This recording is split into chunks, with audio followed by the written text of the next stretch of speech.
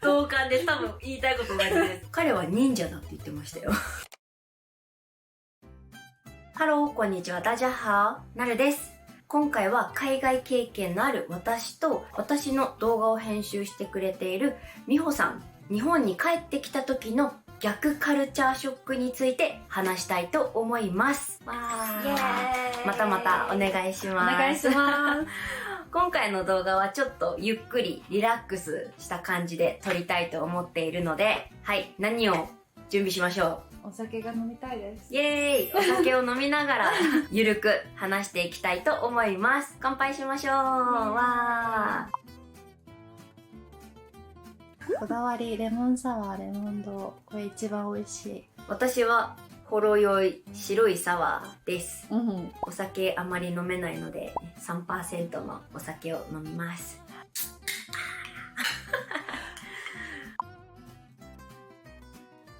乾杯。乾杯。わー。うん。うん。あ、うん。久しぶりに、うわ、アルコール。逆カルチャーショックかはわからないんですけど、缶のお酒の種類、すごいなと思いました。缶チューハイみたいなの缶チューハイ。ほろ酔いだけでもめっちゃあるじゃないですか。あるね。期間限定とか、それはすごいなと思いました。期間限定商品すごい。しかも今いっぱいない桜とか。そうなんですよ。台湾にいた時、期間限定ってそんなに見なくて、スタバにちょっとあったかなぐらい。でも日本に帰ってきて、期間限定、季節限定、たくさんありすぎて、しかも可愛い。買いたい。どうしよう。だからその海外にいた時に、日本のスタバって季節ごとにさ、すごい可愛いの出すじゃん。なんかハロウィンの時か忘れたけど、そういう時に紫の飲み物出てたりとか、ヨーロッパから見てるとヨーロッパの季節限定なのかわかんない。いつも茶色いの飲み物、スタバの。日本に住んでた時、季節を感じるもの、イベントとか食べ物とか、季節を楽しむって普通だと思ってたんですよ。他の国でも普通にあるだろうなって思ってたんですけど、台湾にいた時は夏ちょっと冬みたいな天気がもうまずそんな感じだし、学生さんと季節の食べ物とかないですかって話しても、特にないです。季節を楽しむのって世界的に見たら普通じゃないのかな。普通だと思ってたけど違うのかもね。ダイソー、私の好きなダイソーに行くと、入り口に絶対季節商品が並んでるんですよ。お正月の次、バレンタイン、節分商品があって、入学シーズンなので、入学に関係がある、なんか名前シールとか、巾着とか、そういうのが売ってるんですよ。1ヶ月に1回は絶対変わるので、6月あれじゃないですか。ディズニーとかでも、カッパを着てるキャラクターのぬいぐるみとか、デザインとか出ません？出る気がする。すごい。梅雨まで使うのって感じじゃないですか。9月は、マクドナルドで月見バーガー出て、で、なおかつ秋の食べ物のものがいっぱい出て。そうなんですよ。秋の食べ物美味しい。栗とか、さつまいも、かぼちゃもそうです。ハロウィン終わった瞬間もう忙しいですよね。11月はもうクリスマスだよね。もうクリスマスですよね。クリスマスの準備に入って、クリスマスが終わってからのお正月。私そこが一番すごいなって思うの。同感です。多分言いたいこと同じです。25日終わった瞬間じゃないですか。そう。もう次の日にはお正月ですよね。そう。昨日までスーパーとかデパートとかで、クリスマスソングが流れながら、クリスマスケーキを売ってたとは思えないぐらいに、12月26日は、もう明けましておめでとうの曲が流れてるんだよね。そうなんですよ。徹夜で働いてる人がいるんだろうな。そうなんですよ。スーパーの店員さんもものすごい感じがいい。コンビニの店員さんもものすごい感じがいい。ってなった時に、ここまでしなくてよくないっていうのはちょっと思っちゃったんだよね。なんかサービス面でそれ必要って思うこと結構あります。丁寧すぎて、なんかこう確認とかも日本でこうご飯注文するとき、注文したものを言うじゃないですか。でその後、注文ご確認いたします。これとこれとこれでお間違いございませんでしょうか。そのワンクッション、日本だなぁと思います。すごいもう。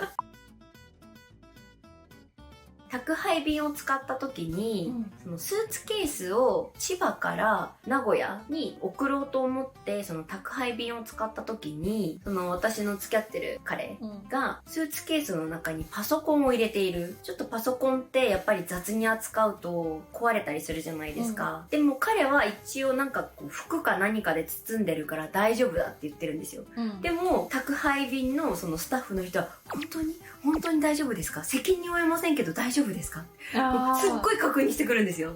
で私その間に立って大丈夫かって聞いてるよ、大丈夫だって言ってます、本当に大丈夫かって聞いてるよ本当に大丈夫だって言ってますってこのやり取りをしてて、確認そうだね。するなっては思いました。なんか日本人って怖がりなんですかね、ちょっとビビりというかそれでクレーム来たららちょっとめんどくさいよね。多分それを避けたくて、確認することが多い、日本人1ヶ月先とか2ヶ月先とかの約束を先に入れたくないですか。日本人とやっぱりご飯の約束しようと思って、いつご飯行けるって聞くとやっぱり2週間後とかそうだね3週間後とかになりません？帰ってきた時海外マインド、外国マインドになってるんで、暇だし今日でもいいわ、それかまあ今週末かなぐらいのノリで聞いたら、来月今はもう日本に5ヶ月ぐらいいるんで、もう日本人の心を取り戻しつつあるんですけど彼と来週の予定とかを話している時、来週の予定だからやっぱり今週中には決めときたいじゃないですか。決めときたいんですけど、彼はその前日になってから伝えてもいいとか言うんですよ。それはちょっとでもちょっとモヤモヤしちゃう、早く決めたい、早く計画立てたい、早く決めたいはあるよね。早く決めたいはあります。なんかご飯だけだったらその日でもまあいいっちゃいいんですけど、一日デートするとか一日出かけるとかだったら早く決めたいので、日本人と約束するときは早めに連絡してください。そうですねその方がいいね。あ、言うの忘れてましたが、この部屋からスカイツリーが見えます。見えますか？いいお部屋、かんざしというホテルです。いいものが安いいいものが安い。いいものが安いは逆カルチャーショック、でもカルチャーショックなのかな。本当にヨーロッパから帰ってきた時に100均のセリアに行った時のこれ全部100円なのってなんかもう典型的な外国人観光客みたいなことを言った。あ、言ったんですか？言ったさすがにみたいな。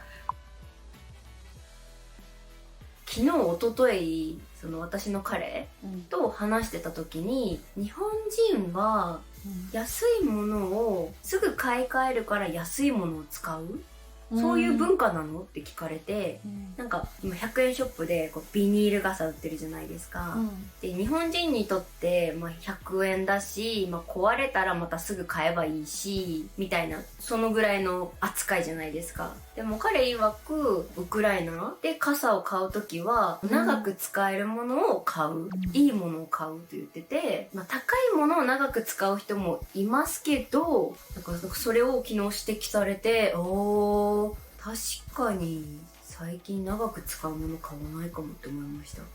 でも日本って流行りとかあるじゃないですか、他の国でもあると思うんですけど、日本の流行りって結構早くこう変わっていく、それをみんな追うよね。そう追うんですよ。みんなそれがいいから好きだから、追うから長く使えるものを買っても、流行りが終わってしまえばそれはちょっとダサくなってしまうというか、そういうのもあって長く使えるものを買わない人多くなってそうだなと思いました。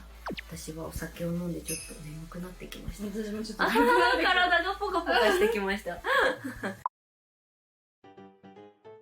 電車で寝ている人が多い。あ、安全だなぁ。私も今日寝てきたから、パソコン広げて寝てた。パソコン広げて寝てたんですか？何も取られてない。平和、みんな平和だなと思ったのと、寝ていても自分の駅に着いたらパッと起きるじゃないですか。起きるんだよね。すごい能力だと思いました。プログラミングされてるみたいに、プログラミング。パッてその駅に着く瞬間に起きて、ちゃんと降りてくんだよね。そうなんですよ。自分の駅が着いたのがわかる。彼は忍者だって言ってましたよ。忍者なのか。日本に帰ってきて機械多くなったなと思いませんでした？特にセブンイレブン、お金を店員さんに渡さずに機械で払えるようになっています。私、去年ヨーロッパから帰ってきた時に初めてセブンイレブンに行って、お会計しようと思って私も手にこう現金を持ってたんですよ。店員さんはみたいな顔で私のこの手元を見るんですよ。その後店員さんから機械でお願いしますって言われて、そこで初めて機械で払うのと思いました。わかる。あと支払いの方法の種類が多いなって思った。セブンイレブンでお支払いの方法を選んでくださいみたいに多分店員さんに言われて、私は、クレジットカードでタッチ決済で支払いたかったの。それが結構ヨーロッパ一般的で、ヨーロッパはもうそれ一択しかないから、普通にこうやって待ってたんだけど、お支払い方法選んでくださいって言われて、選びますって思ってパッて見たらまず5個ぐらい画面が出てる。そうなんですよ。5個って思って、で、5個の中にもいっぱい書いてある。書いてありますね。現金、クレジットカード、あれじゃ、QR コード決済。そう、QR コード決済。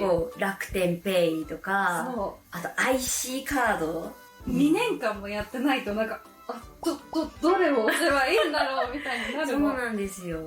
で、それが自分が外国人観光客とかだったら、あっちもわかんないんだろうなって思ってもらえるから、でも完全に日本人だから、日本人が2年前からタイムスリップしてきてるから、ってなるから、なります。変な空気になっちゃうんだよね。日本だと、クレジットカードは使えないけど、ペイペイというその決済アプリは使えるよとか、なんか楽天ペイは使えないけど、こっちは使えるよとか、どのお店で何が使えるのかがもう複雑すぎて、私お会計の時ずっとキョロキョロしてますもん。ここは何が使えるんですか？私ヨーロッパにいた影響でもう現金をほとんど持っていないので、だいたいクレジットカードかその QR コード決済を使うんですけど、どこ楽天ペイあるよねとか。